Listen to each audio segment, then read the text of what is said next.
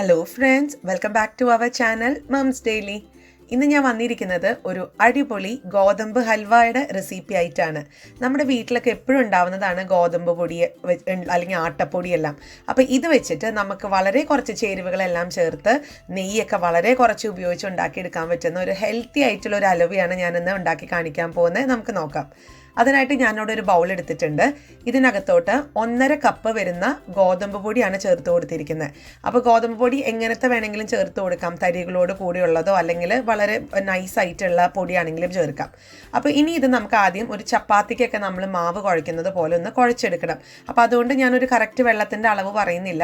നമ്മൾ എങ്ങനെയാണ് ചപ്പാത്തിക്ക് ഒഴിക്കുക, ഏകദേശം 1 കപ്പൊക്കെ വരുമായിരിക്കും. 1 കപ്പ് അല്ലെങ്കിൽ 3/4 കപ്പ് അല്ലെങ്കിൽ ആ ഒരു അളവിലായിരിക്കും വരിക വെള്ളം ഒഴിക്കുന്നുണ്ടാവുക. അപ്പോൾ അതനുസരിച്ച് നമുക്ക് വെള്ളം ഒഴിച്ച് ഉപ്പോ അല്ലെങ്കിൽ ഓയിലോ അങ്ങനത്തെ ഒരു കാര്യം ചേർക്കണ്ട. ഗോതമ്പ് പൊടി, വെള്ളം ഇത് വെച്ചിട്ട് നമുക്ക് നന്നായിട്ടൊന്ന് കുഴച്ചെടുത്തിട്ട് വരാം. അപ്പോൾ ഇവിടെ ചപ്പാത്തിക്കൊക്കെ മാവ് കുഴയ്ക്കുന്ന കണക്കിന് കുഴച്ചെടുത്ത് വന്നിട്ടുണ്ട്. നല്ല സോഫ്റ്റ് ആയിട്ട് തന്നെ ഇരിക്കുന്നുണ്ട്. ഇനി ഇതിനകത്തോട്ട് നമുക്ക് വെള്ളം ഒഴിച്ച് ഇതൊരു അരമണിക്കൂർ കുതിർക്കാൻ വേണ്ടി വെക്കണം. അപ്പോൾ ഇവിടെ ഒരു വെള്ളത്തിൻ്റെ അളവ് നമ്മൾ ശ്രദ്ധിക്കണം. ഞാനിപ്പോൾ ഇവിടെ 1.5 കപ്പ് ഗോതമ്പ് പൊടിയാണ് എടുത്തിരിക്കുന്നത്. 1.5 കപ്പ് ഗോതമ്പ് പൊടിക്ക് 2.5 കപ്പ് വെള്ളം ഞാൻ ചേർത്ത് കൊടുക്കുന്നുണ്ട്. വെള്ളം ചൂടുവെള്ളമൊന്നുമല്ല, സാധാരണ പൈപ്പിൽ നിന്ന് തിളപ്പിച്ച് അല്ലെങ്കിൽ ചൂടാറിയിട്ടുള്ള വെള്ളമാണ് ചേർത്ത് കൊടുത്തിരിക്കുന്നത്, അല്ലെങ്കിൽ പച്ചവെള്ളമാണ് ചേർത്ത് കൊടുത്തിരിക്കുന്നത്. അപ്പോൾ ഈ 2.5 കപ്പ് വെള്ളം ഒഴിച്ച് നമ്മുടെ കൈ വെച്ചിട്ട് ചെറുതായിട്ടൊന്ന് ഇതിനൊന്ന് അമർത്തി കൊടുക്കണം. അതായത് ചിലപ്പോൾ അത് വെള്ളത്തിൽ മുങ്ങിക്കെടുക്കുന്ന രീതിയിലാവില്ല.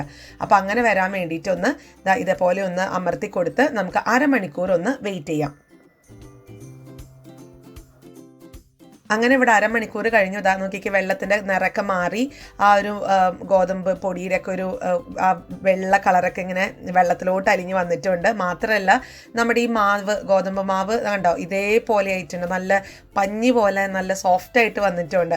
അപ്പോൾ ഇനി ചെയ്യാനുള്ളത് നമുക്ക് കൈ വെച്ചിട്ട് ഇത് നന്നായിട്ടൊന്ന് ഞെരടി കൊടുക്കണം എന്നൊക്കെ പറയും, അല്ലെങ്കിൽ തിരുമ്മി കൊടുക്കണം, പിഴിഞ്ഞു കൊടുക്കണം എന്നൊക്കെ പറയും. കാരണം അതിനകത്ത് ആ നീരൊക്കെ ഒന്ന് കിട്ടാൻ വേണ്ടിയിട്ടാണ്. അപ്പോൾ ഒരു 1 മിനിറ്റ് സമയം എടുത്ത് നമുക്കിതൊന്ന് ഇതുപോലെ ഒന്ന് കൈ വെച്ചിട്ടൊന്ന് ഞെരടിയെടുക്കാം. അപ്പോൾ ഞാൻ അത്യാവശ്യം നന്നായിട്ട് തന്നെ ഇങ്ങനെ കൈവച്ചിട്ടൊക്കെ ഒന്ന് ഉടച്ചുടച്ച് കൊടുത്തിട്ടുണ്ട്. കണ്ടോ, ഇത് നമ്മൾ ആ ഒരു ഗോതമ്പ് ഇതുപോലെ അങ്ങ് ചെറിയ ചെറിയ കഷ്ണങ്ങളാക്കി എടുക്കുന്നുണ്ട്. ഇനി ഞാൻ ചെയ്യാൻ പോകുന്നത് ഇത് മുഴുവൻ തന്നെ മിക്സിയുടെ ഒരു ജാറിനകത്തോട്ട് ഇട്ട് നമ്മളിത് ഒരു 40 മുതൽ 50 സെക്കൻഡ് വരെ ഒന്ന് അടിച്ചെടുക്കുകയാണ് ചെയ്യുന്നത്. അപ്പോൾ അത്രത്തോളം ഇതിൻ്റെ ഒരു നീര് കിട്ടാൻ വേണ്ടിയിട്ട്.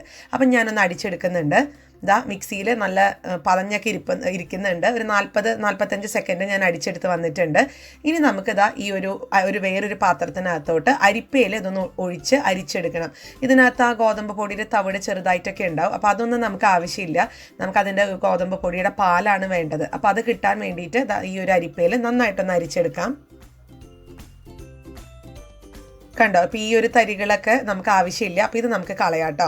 ഇനി ഇപ്പോൾ ഇതാണ് നമ്മുടെ ഒരു അസല് പാല് അല്ലെങ്കിൽ തൻപാൽ എന്നൊക്കെ പറയില്ലേ ഗോതമ്പിൻ്റെ. അപ്പോൾ അതവിടെ ഇരിക്കട്ടെ.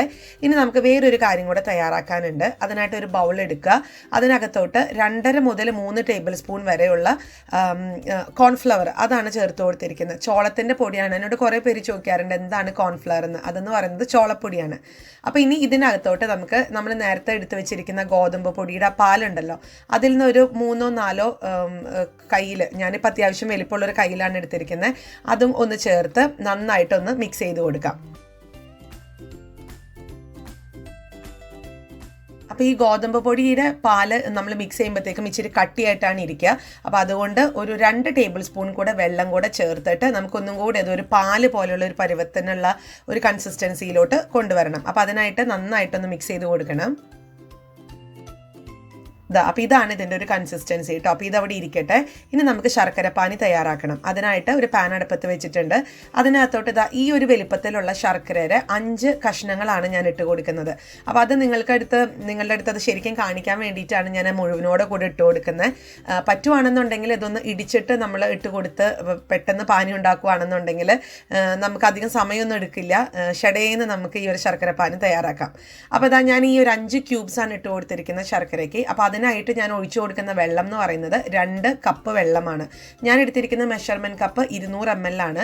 നിങ്ങൾ ഏത് മെഷർമെൻറ്റ് കപ്പാണോ എടുക്കുന്നത് ആ കപ്പിൽ തന്നെ ആയിരിക്കണം എല്ലാ കാര്യങ്ങളും, അതായത് ഗോതമ്പ് പൊടി, വെള്ളം ഇതൊക്കെ അളന്നെടുക്കേണ്ടത് കേട്ടോ. അപ്പോൾ ഇനി ഞാൻ ഈ ശർക്കര ഒന്ന് അലിയിച്ച് എടുത്ത് ഇതൊരു ശർക്കര പാനീര് പരുവത്തിലോട്ട് കൊണ്ടുവരുന്നുണ്ട്.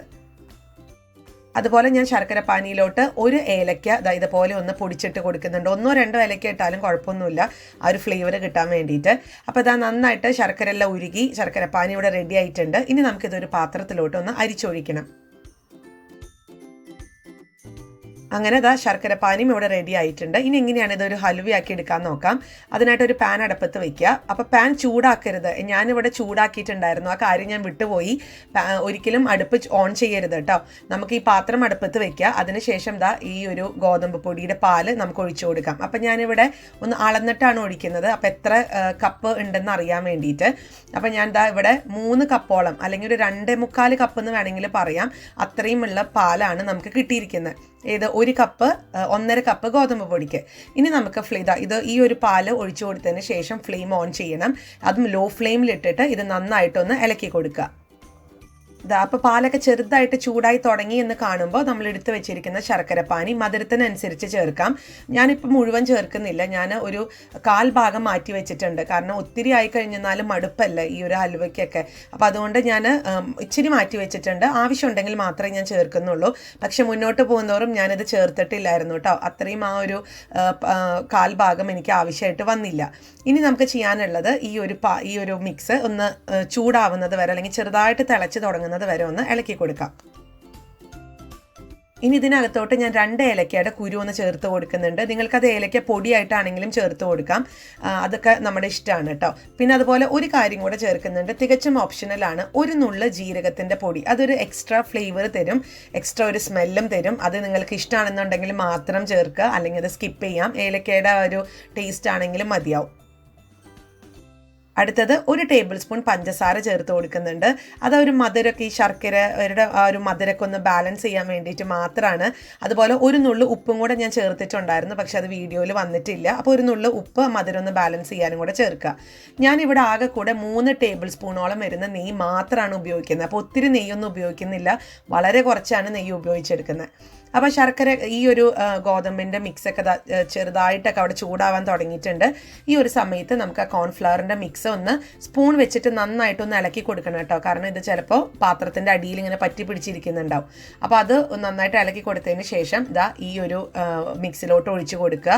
ഈ ഒരു കോൺഫ്ലവർ ഒഴിച്ചു കൊടുക്കുന്ന നേരത്ത് നമ്മുടെ ഫ്ലെയിം ഒന്ന് ലോ ഫ്ലെയിമിലാക്കാൻ മറക്കരുത്, അല്ലെങ്കിൽ പെട്ടെന്ന് തന്നെ ഇത് തിക്കാവാൻ തുടങ്ങും. അപ്പോൾ ഇനി നമുക്കിത് നന്നായിട്ട് തന്നെ ഒന്ന് തിക്കാവുന്നത് വരെ ഒന്ന് ഇളക്കിക്കൊണ്ടേയിരിക്കണം, കൈവിടാതെ തന്നെ ഇളക്കണം.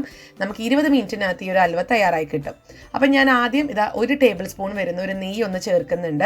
നമുക്ക് എത്രത്തോളം നെയ്യ് കൂടുതലാണോ അത്രത്തോളം നമ്മുടെ ഹൽവ സ്വാദ് വരികയാണ് ചെയ്യുക. പക്ഷേ എനിക്ക് തോന്നുന്നു ഇത്രയും നെയ്യുടെ ആവശ്യമൊന്നുമില്ല. നമുക്കൊരു 3 മുതൽ 4 ടേബിൾ സ്പൂൺ നെയ്യ് മാത്രം മതിയാവും ഇത്രയും ഹൽവയ്ക്ക്. അപ്പോൾ ഈ നെയ്യും കൂടെ ചേർത്ത് ഇത് നന്നായിട്ട് ഇളക്കി കൊടുക്കാം.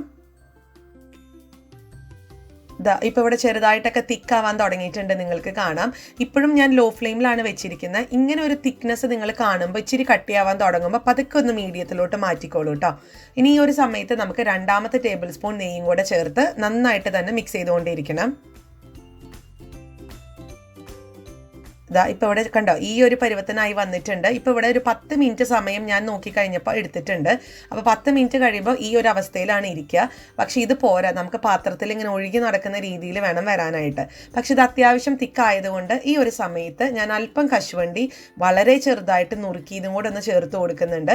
എന്നിട്ടും നമുക്കിതൊന്ന് മിക്സ് ചെയ്യാം. ഈ ഹൽവ കഴിക്കുന്ന സമയത്ത് ഇതിനകത്ത് ചെറുതായിട്ട് കശുവണ്ടിയൊക്കെ കഴിക്കാൻ കിട്ടുന്നത് നല്ലതാണ്, രുചി കൂടുതലാണ്. ഇനിയിപ്പോൾ കശുവണ്ടി ഇല്ലാന്നുണ്ടെങ്കിൽ കപ്പലണ്ടി ചേർക്കാം. ഇനി ഇതില്ലാന്നുണ്ടെങ്കിൽ ഒന്നും ചേർക്കേണ്ട കാര്യമില്ല, അല്ലാതെ തന്നെ സ്വാദാണ്.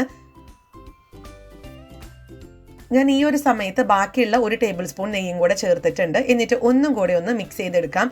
ഇത് ഏകദേശം ഇവിടെ റെഡി ആയിട്ടുണ്ട്. ഒരു 2 മിനിറ്റും കൂടെ നമുക്കൊന്ന് ഇളക്കി കൊടുക്കാം.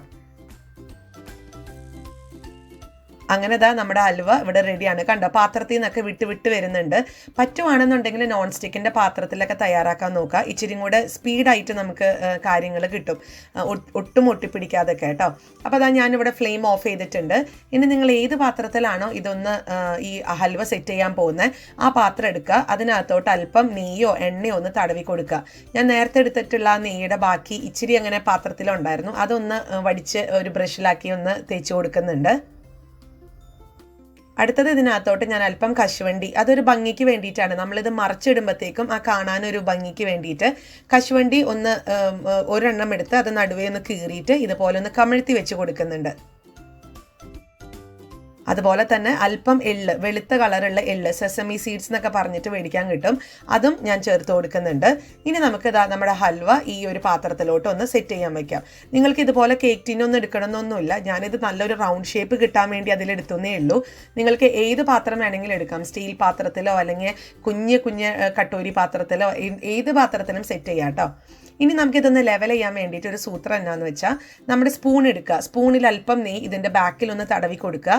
എന്നിട്ട് ഇതേപോലെ ഒന്ന് ലെവൽ ചെയ്ത് കൊടുക്കുകയാണെന്നുണ്ടെങ്കിൽ നല്ല ഈസി ആയിട്ട് സ്പൂണിലൊന്നും ഒട്ടിപ്പിടിക്കാതെ നമുക്ക് ഇതുപോലെ ലെവൽ ചെയ്തെടുക്കാൻ പറ്റും. അപ്പം നെയ്യോ എണ്ണയോ ഇതുപോലെ ഒന്ന് തടവി കൊടുക്കാം കേട്ടോ.